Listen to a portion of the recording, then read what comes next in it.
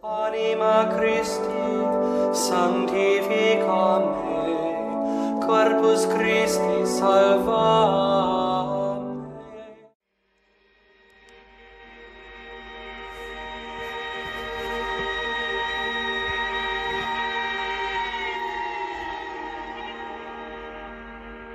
Bacaan dari Kisah Para Rasul.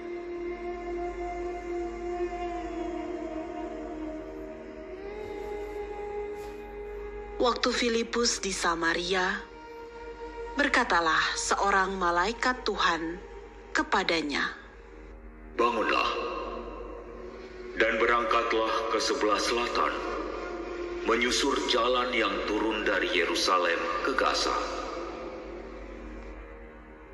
Jalan itu jalan yang sunyi.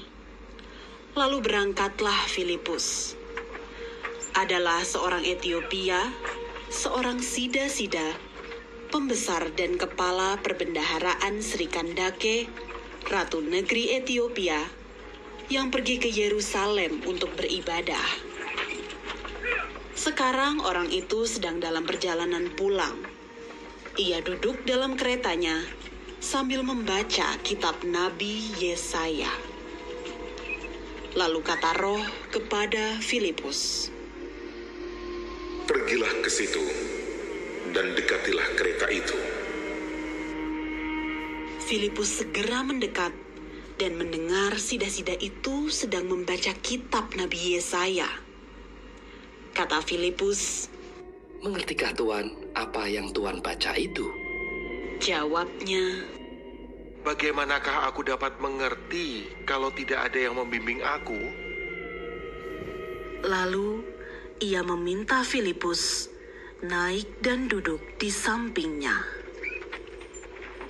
Nas yang dibacanya itu berbunyi seperti berikut.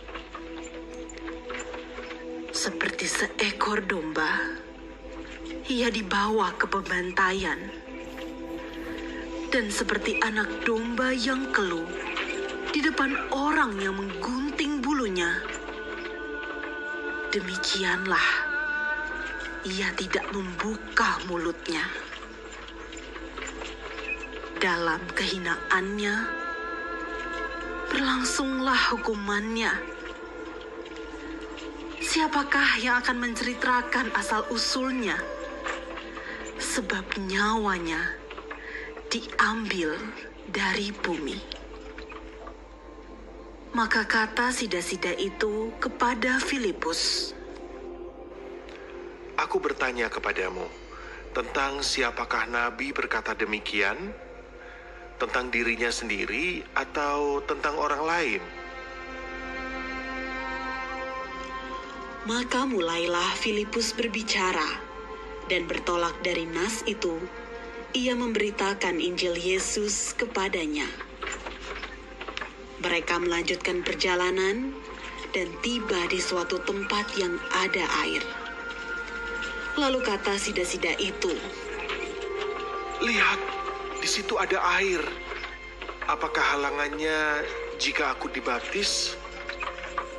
Sahut Filipus, "Jika Tuan percaya dengan segenap hati, boleh."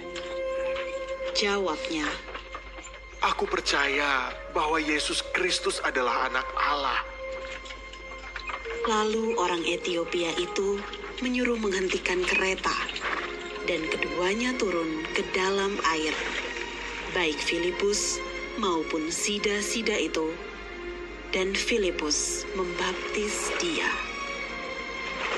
Dan setelah mereka keluar dari air, Roh Tuhan tiba-tiba melarikan Filipus, dan sida-sida itu tidak melihatnya lagi.